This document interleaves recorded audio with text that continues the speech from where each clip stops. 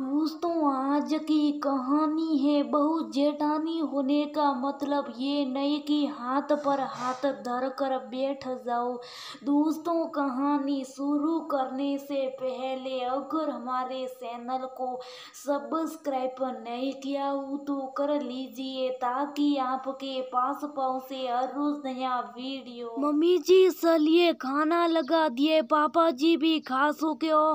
हाँ चल रही हो, जाओ अपनी जेठानी को भी बुला लो। अब मोनिका दौड़कर राधा के कमरे में गई। जी चलिए खाना लगा दिया, खा लीजिए। चलकर मम्मी जी और राधा को खिलाकर मोनिका अपना खाना लेकर बैठ गई। तो पापा जी आकर बोले, मेरे कुछ दोस्त आ रहे, कुछ गरम नाश्ता बना लेना। मम्मी जी ने मोनिका को देखते हुए कहा, मोनिका पापा जी कुछ करे सुन लिया ना। हाँ मम्मी जी। तब तक राधा शुभ साफ जल्दी से उठकर कमरे में चली गई कि उसको कहीं रसोई में कुछ करना ना पड़ जाए।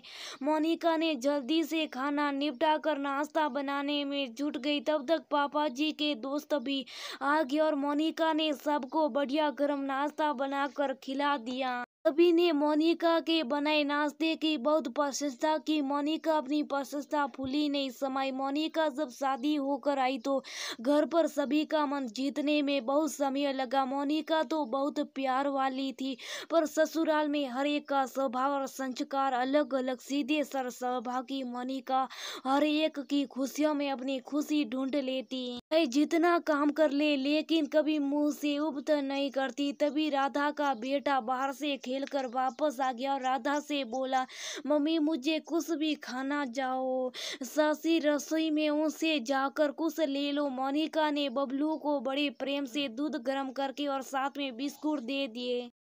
मोनिका दिन भर काम में जुटी रहती लेकिन चेहरे पर सिकन नहीं आती, उल्टे सबका काम हंस हंस कर करती रहती।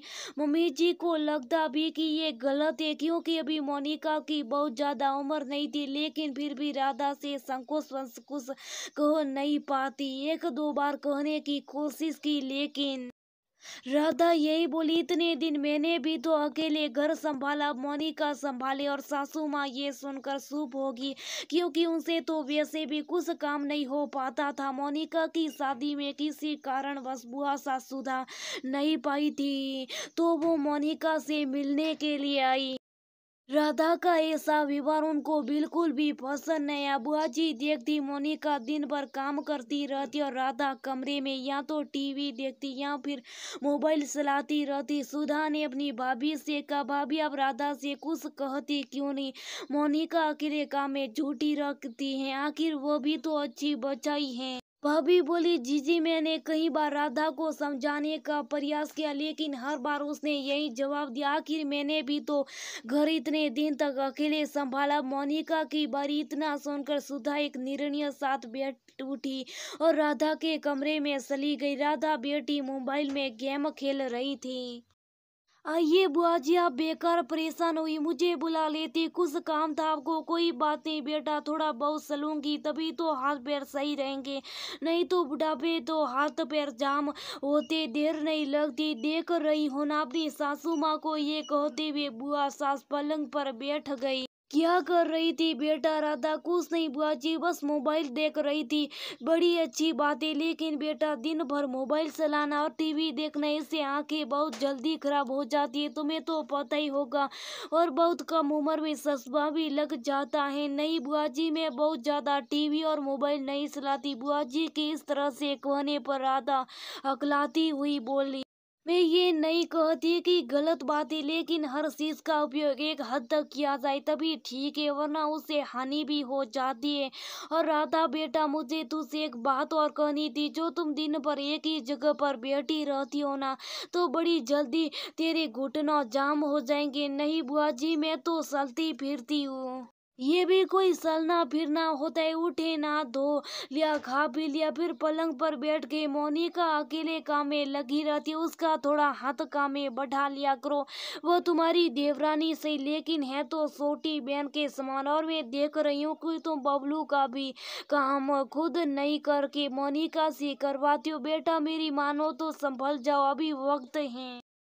मोनिका के साथ प्यार से रहोगी तो उसे बहुत अच्छा लगेगा। जेठानी बन जाने का मतलब ये नहीं कि हाथ पर हाथ धर कर बैठ जाओ। जेठानी का बड़पन इसी में है कि देवरानी को छोटी बहन की तरफ अपना जाए। तुम लोग जेठानी देवरानी नहीं, सगी बहन बनकर रहो। घर में खुशी का वातावरण रहेगा और लोग तुम दोनों के प्यार की मिसाल देंगे। और बेटा, अगर ऐसा नहीं करोगी तो मोनिका कब तक इतना संभालेगी? अकेले सारा काम करते करते वह ज्यादा थक जाएगी तो बीमार हो जाएगी, तब तो सारा भार तुम्हारे अकेले कंधों पर आ जाएगा। इसलिए मेरा कहना मानो और घर का सारा काम मिलजुल कर करो।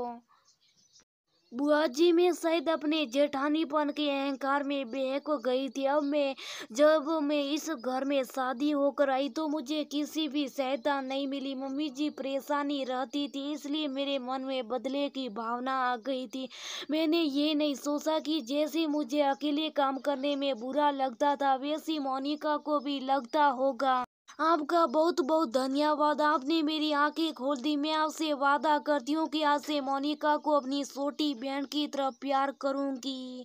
और आप देखिएगा, मैं उसके साथ काम में पूरा हाथ बटाऊंगी। शाम को बुआ जी ने देखा राधा मोनिका के साथ रसोई में बड़ी बहन की तरह काम करवा रही है। बुआ जी अपने प्रयास को सफल होता हुआ देखकर बड़ी खुश हुई और भाभी की तरफ देखकर विजय भाव से मुस्कुराई। भाभी ने अपनी ननद को बहुत बहुत धन्यवाद दिया और उन्होंने राधा को ढेरों आशीर्वाद दे डाले। देवरानी के संग प्यार से रह